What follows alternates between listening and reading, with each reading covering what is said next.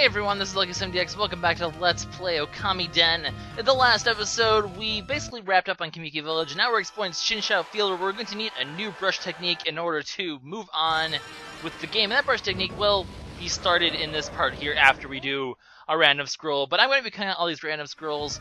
Now, I sort of was like, very, indecisive about how I wanted to do the whole cutting out battles thing, because there's going to be a lot of repeat battles. What I'm going to do, though, even though it's going to involve a lot of repeat fights, every fight that is required by the story, that you have to do to progress with the story, or at least, or maybe even a major side quest, I'm going to be showing all of those. The random scrolls or the fights, those kind of fights, I'm not going to show any of those, because you could technically skip them if you did things right.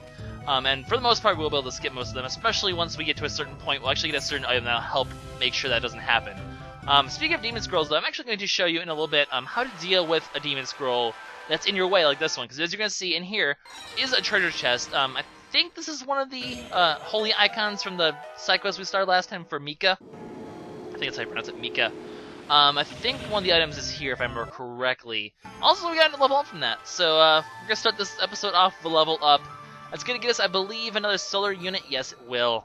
So we're up to, what, 6? Not bad. Like I said in Zelda, 6 is about the, 5 or 6 health units is usually where I get comfortable in terms of, the amount of health you have. I mean, it's not as much as Okami, because it seems like it's a lot harder to get hurt with Okami, but, it's still nice to have extra health. Anyway, if you use a power slash on a demon scroll, it will stun it for a little bit and allow you to get past it without engaging in a battle. So that's pretty handy to do. And yeah, it was another holy icon. We're actually counting down from 7 to 5 apparently, or 7 to 1, going backwards along the list, which is pretty funny. Anyways, so I'm going to apologize for the next couple episodes, guys. This part of the game is what I consider to be a really boring and probably the lowest part of the entire game. As in, the most pointless, if there's one part in the game I just would completely cut out, it would be this part, because it's just kind of a really sort of stupid fetch quest that takes a good hour. So this whole process is going to take 2 or 3 videos. Well, this and a bunch of extra side questy stuff that's going to be occurring during the whole process, because we're actually going to be able to start a few side quests. Well, basically we're able to start the major side quests during this whole thing. So between all that, things are going to sort of take a little bit of time. It happens. Anyways, so this guy is Tama. He is a firework maker, and he's refusing to take medicine because he has beef with the medicine maker of Yakushi Village, Doctor Redbeard. We met him before. He's pretty cool. But what we're going to do is resolve this conflict between Tama and Dr. Yakushi in order to progress in the game, which basically means a lot of running back and forth between this place and Yakushi Village, which is just kind of stupid. But yeah, I don't know. Dude, if you're sick, just take some medicine. Stop acting like a little kid. You could just save us a whole hour of game time if you just would man up. But anyway, so basically off to Yakushi Village. But on the way, we're going to have a mandatory fight with a new sort of enemy. This enemy will drop demon fangs. I'm just going to go ahead and say that right now. But we don't have the means to do that yet. I'll explain how you do that when I actually, have the item to do this. We actually fight one of these guys. But these are yellow imps. Now, you can either knock them out with this guy with a normal attack. I prefer to do a power slash just because it's easier and guaranteed. He'll fall to the ground. He won't. However, you still won't be able to damage him quite yet because he'll block all your attacks. What you need to do is when he shoots a projectile at you, use a power slash on the projectile. A very basic technique that we learned in Okami, and we're going to use a lot in this game, is reflecting projectiles. So you reflect the projectile at him, it'll stun him. You can either power slash him, or generally you can get enough time to slash him. If you do slash a normal attack, you'll get the partner attacks in, which is good because you need the partner attacks in order to get a better score. So with that, and also we're gonna get a yen M, medium yen, extra money, yay! But pretty simple guy. As long as there's not multiple enemies, he's not too tricky. As long as and just make liberal use of your power slashes. I mean, usually you can defeat an enemy with enough. I mean, you can usually be pretty liberal if using your ink, because enemies will generally drop enough ink to make up for all the attacks you used on them. So I mean, because we only needed 2 power slashes there, and he drops I think 2 or 3 things of ink. So really not that big of a deal to do all this. But yeah, this is Shinshu Field for you. We're not going to be able to get all the holy icons until after we get the new brush technique, because number 4 is going to be missing. But the rest of them we should be able to get here. Oops, let go of the button. But just gonna quickly purify some cursed areas. There's a lot of cursed areas. Really? Can we just do this right here? Really, the cursed areas are a bit deceptive. Don't draw over them. Just draw a circle. if you try to draw over them, you'll make it too much of an oval, and I won't recognize it as the bloom technique. Bloom techniques are circles. I always fall for that trap. But extra praise is praise. Unfortunately, no treasures here. But do purify the areas here, because one of them does hide one of the Mika's holy icons. I think it's this one here, right here, actually. So let's quickly go ahead and take care of this one. Just drew an oval again, but is it going to be good enough? Yeah, see, you want to draw a circle. I keep falling into that stupid trap. So yeah, I guess demonstrating how to not do bloom right. It's a circle. I keep thinking it's like rejuvenation, and I always draw like a little oval around it, and it's just like blah blah blah blah blah. Whatever. Anyways, you're going to grab this treasure. It is going to be number 3, indicating that we missed one. That cracked wall obviously is going to be where it's going to end up being. Now, if you want the second one's actually up here. Kind of a hidden area, actually. Pretty tricky. It's under a rock right here, so it's a hard rock to find, and then it's like, oh yeah, that's right, we can slash rocks. Which is something you might not necessarily realize right away, that, oh, there's going to be places hidden under these random arbitrary rocks. They're not just decorations. But yeah, right here is going to be the holy icon number 3, which is good. Or, no, 2. I meant 2. I can count. And then the number that comes before 2 is 1.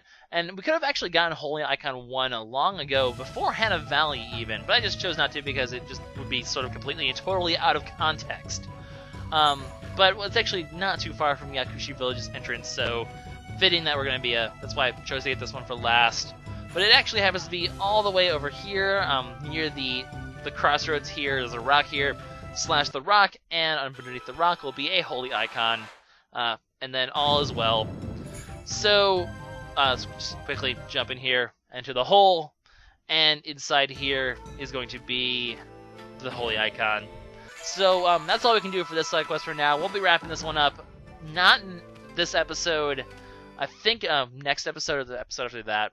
I think it's going to be actually a couple episodes from now, because this stupid side quest takes like forever and a half, and it's really annoying. Even they could have just done it, you'll see next episode just how stupid this gets. Because basically they make you do resolve this whole thing, and then they make you do even more after that, which is just like, okay, you've already done like a bit of plot. That's okay. It's like, okay, yeah, you're making plot, cool. You're defining characters, cool.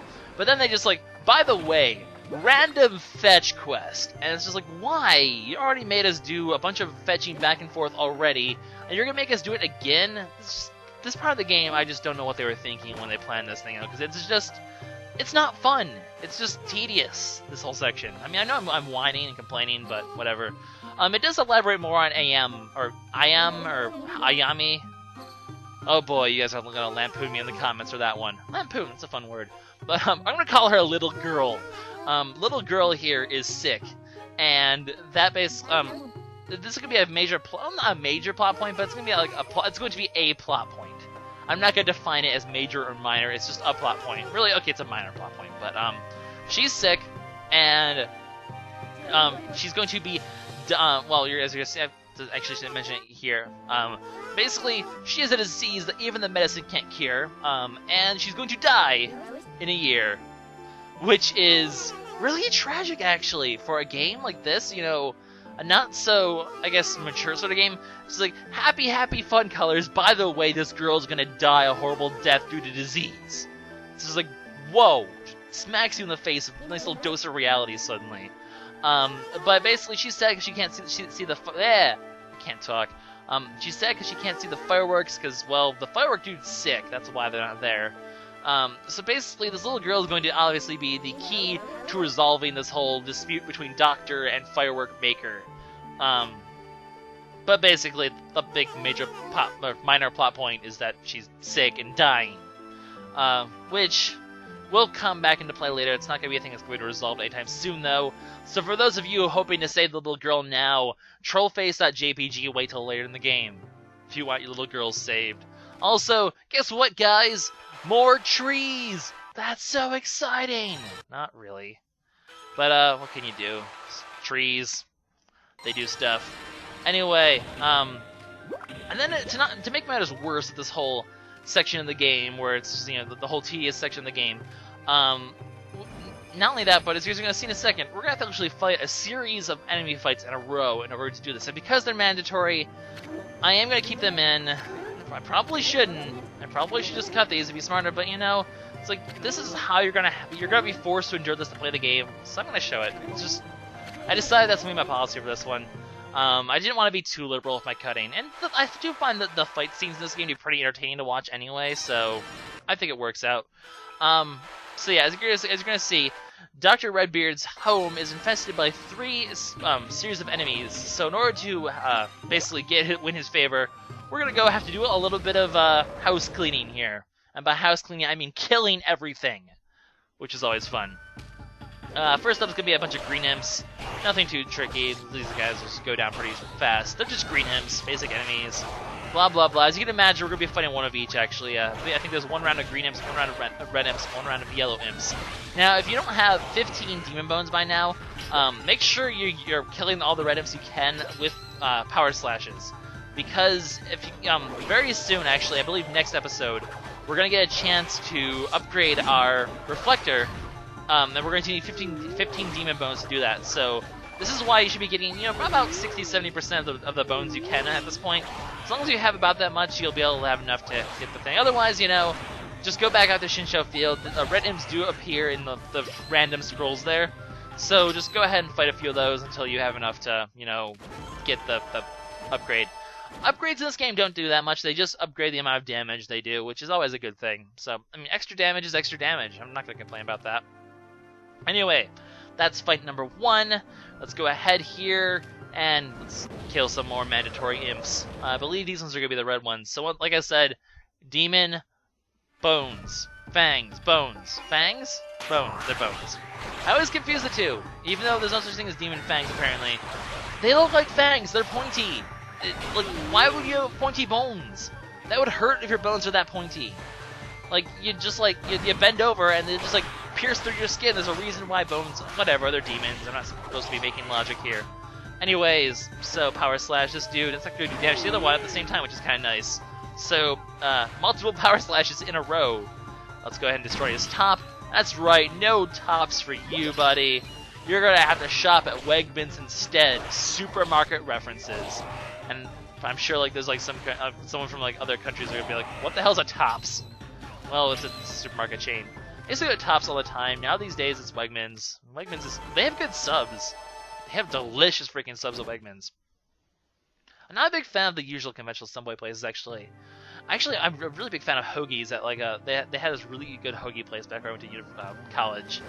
Man, I miss those. Now I'm hungry. Great game. And now we're in a room full of medicines and herbs, which look like food as well. Now things are just gonna get complicated. I'm talking about food in the middle of an LP. Worst commentary ever, or best commentary ever. I'm not really sure. But I mean, I'm just fighting. Okay, there's no yellow imps here yet, I guess. That's gonna be later on where we're gonna be fighting more of those dudes. But just some green imps and red imps. Nothing too special. I think no, so that can't be. Yeah, there's gonna be more, right? Right? Yeah, there's definitely gonna be more. Okay. Okay, there's our yellow imp. Yeah, I knew he was gonna be shoved here somewhere. I mean, it's a bit harder. I do like to finish off the green imps first because I don't want them just being a distraction. But at the same time, oh, I get to slash them both at the same time. That's nice. But I mean, the yellow imps can be annoying though. They're less annoying when they're in the air though, when they're on the ground. And both green imps and yellow imps do throw bombs. So either way, it's very possible for a bomb to be dropped onto you. I don't know. Personally, I just like to kill the green imps first because generally you can see where the yellow imps are at least, and they're not as apt to sneaking up on you. I guess is what I'm trying to say. I mean, that went pretty well. So, yellow. I like to target the ground enemies before the aerial ones. Just personal policy. Anyways, so this guy's house is cleared, so he's gonna be all happy and stuff. And we're gonna make him some. He's gonna make us some medicine as a reward. Although first we're actually going to need some sunlight. Of course, we can do something about the sunlight. We're a freaking wolf god. Although we already got the praise from him, which this section, while it is long and boring, it does give you a lot of praise at least, which is, I guess, good. I don't know. I think it's just trying to set you up with as much praise and as many solar units and ink pots as you can for now. Because it's like, okay, you had your dungeon right now, or you had 3 and 3. Here you go. Have one where you have now we're just gonna give you a bunch of them, so you don't have to worry about ink anymore. Because I mean, there are times certainly in Hana Valley and the Cave of Nagi where you can be a little bit worried about the state of your ink. When you get to 5 or 6 pots, 7 pots, you generally don't have to worry so much about ink anymore. You generally get enough refills over time to maintain yourself. Anyway, his herbs are back to perfect health. He's doing his little happy dance. Dr. Redbeard is like the Mr. Orange of this game, where like Mr. Orange did like all the crazy dances and stuff and was just like this crazy old dude. And in this game, Dr. Redbeard is the crazy old dude. And by crazy, I mean, believe me, you're about to see a pretty crazy doctor.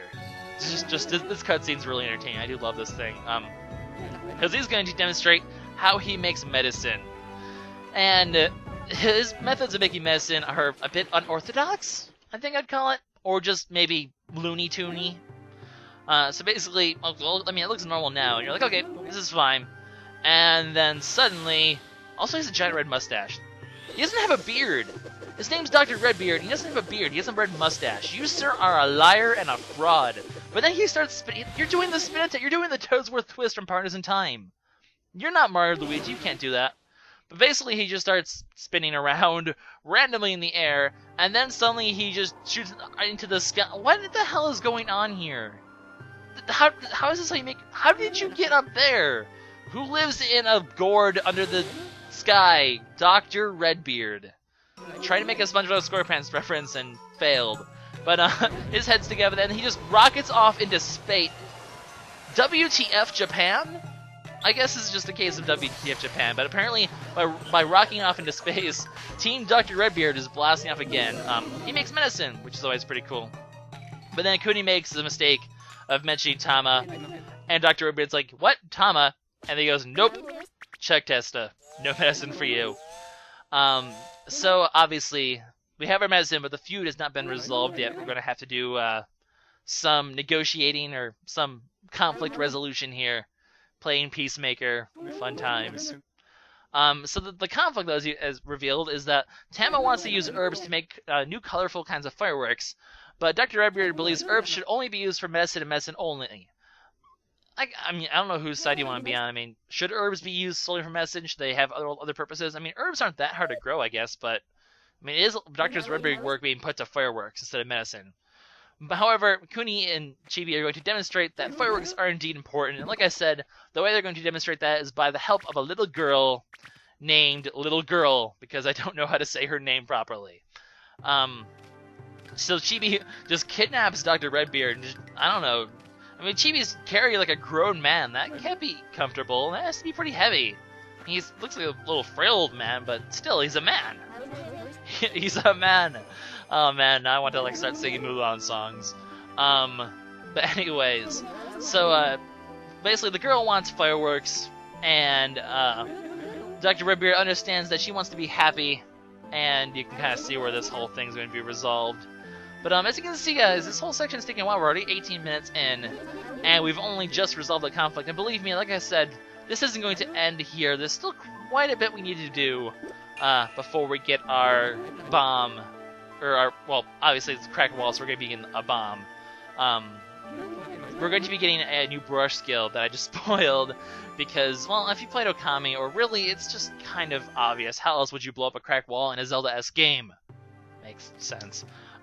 So, Dr. Redbeard gives us the medicine, and that's actually where we're going to be ending the episode just about, guys. I'm just going to kind of go around here and bloom a couple trees just to finish things off, and talk to the little girl because she's waiting for fireworks.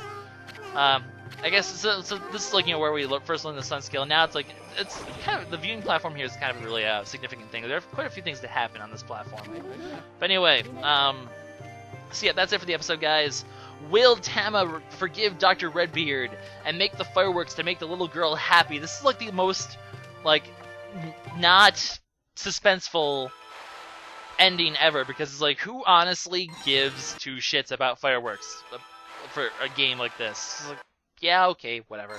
But we'll see how this whole conflict resolves next time, guys.